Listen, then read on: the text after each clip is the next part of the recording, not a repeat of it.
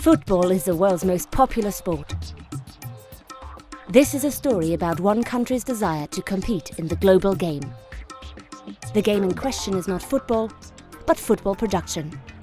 As recently as the mid-1990s, Pakistan made 7 out of every 10 footballs in the world.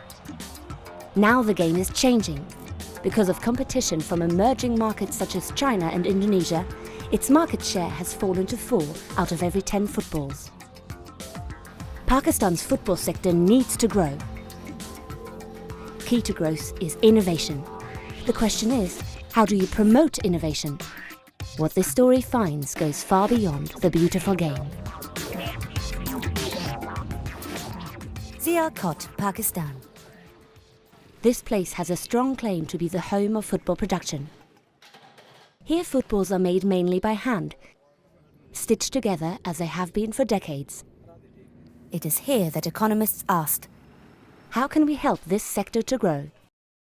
How can we help this sector innovate? So in the soccer ball sector in Sialkot, the primary input in production is Rexin. It's an artificial leather which is then treated with latex glue and with cotton layers, and that's about 55% of costs. And so a key technological problem in the sector is how to reduce the waste of that Rexin. A standard soccer ball design has hexagons and pentagons, and there are cutters who use hexagon dies or pentagon dies, or sort of cookie cutters that they use to cut at hexagons and pentagons. Those guys were pretty good at placing the hexagon die in a way that minimizes waste of the Rexin. Now hexagons, when you look at them and you try to cut hexagons out of a sheet that is measured, it sort of fits in and there's very little wastage. But with the pentagon sheet, there was a lot of wastage. It was clear that part of the reason why Pakistan had lost market share was that its costs were too high. One way to change this might be to invest in large machines, but given the high costs of bringing machines to Pakistan and the low labour costs, high-tech machines are often not profitable. The IGC economists then came up with an innovation that could reduce the waste in producing footballs. When we actually started to research, we found out that by having a better pattern of cutting, we could get the workers and at least the firms a lot of saving. The new technology that we discovered is basically a new way of cutting out pentagons. It's not entirely new. This is something that mathematicians have known about for many years, and something that we discovered by seeing a YouTube video of a Chinese factory that was also cutting pentagons. Industrial espionage by YouTube. We were now getting a die that was, instead of getting the traditional 260, 262 from a sheet, we were getting 10 to 12 more pentagons per sheet. Now, if you spread that over production, it could be major cost savings for a firm. Between 20 to 25 dies had to be made. It meant soliciting with a lot of die makers. Later on, everyone started to call the die by my name because I was the one who was getting it done and everything. So it was known as the Shamyla die. The IGC researchers now had the technology, but to answer their question about how to promote innovation, they had to see whether this innovation worked and how it would spread. The way they did this is the same way that doctors would test a new medicine. So we wanted to see how this new technology would spread from firm to firm. We actually naively thought it would be adopted very quickly by the firms that we gave it to. Of the 135 or so firms in Sialkot, we randomly divided them into 3 groups. One group we called the Tech Drop group. That's the group we gave the new design and the new dies to. The second group is called the Cash Drop group. We just gave them, it was $300 or 200 pounds is basically the value of the die that we'd given to the first group, and we did nothing else. And then the third group, we just call it the No Drop group, we did nothing. We just did a survey. We didn't give them any cash or any technology. And then we stepped back. So we gave out the technology in May 2012. Still by August 2013, we'd had just a few firms adopt. In particular, one of the largest firms in town that has more than 2,000 employees that had adopted our technology for almost all of their production. On the other hand, it was puzzling that there were so few firms that had adopted our technology, even after a year. The innovation worked, in that it reduced costs. From the outside, it seemed a no-brainer, but the economists needed to dig deeper to understand why firms were not adopting it. We did a survey. We asked firms what they thought the barrier was, why hadn't they adopted, and the number one answer was resistance from employees.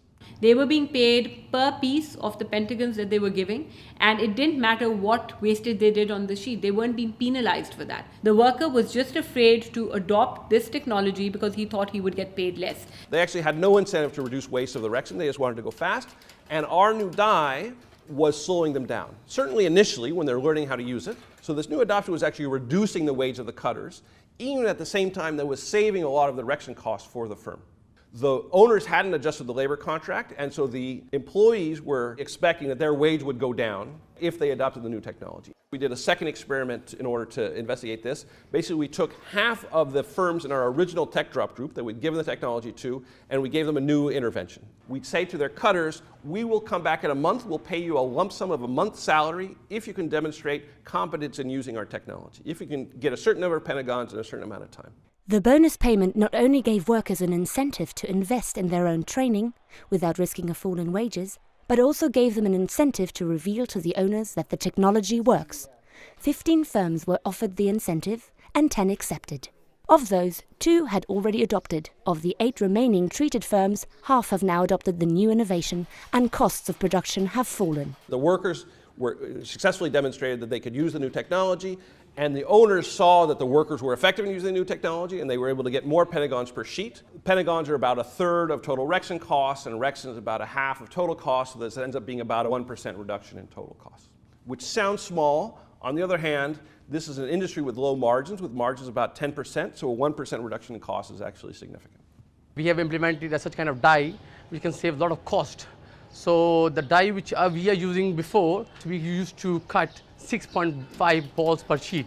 But now what die we are using nowadays, we can exceed more than 7 balls. For a single firm, the benefits of this innovation are an increase in profitability, which could mean more jobs and opportunities for investment. But the lessons go far beyond one firm and one industry. So there are incredible spillover effects of just one particular innovation in one sector. People's salaries improve, education levels can go up, quality of living can go up.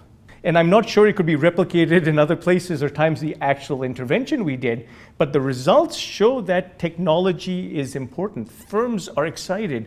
Workers are also excited if you can just create, the sort of situation where they feel they don't lose out. What really took place was that the innovation existed. It was a simple cutting pattern, and it's on Google. You can search it, you'll get it there.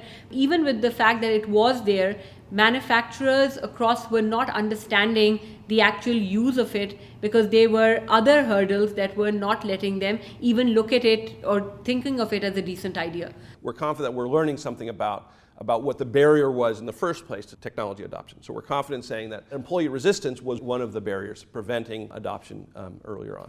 In other words, the incentives for the owners may be different from the incentives for the workers, and workers have to have an expectation that they're going to share in the gains of adoption in order to cooperate in the adoption process and in order for adoption to be successful.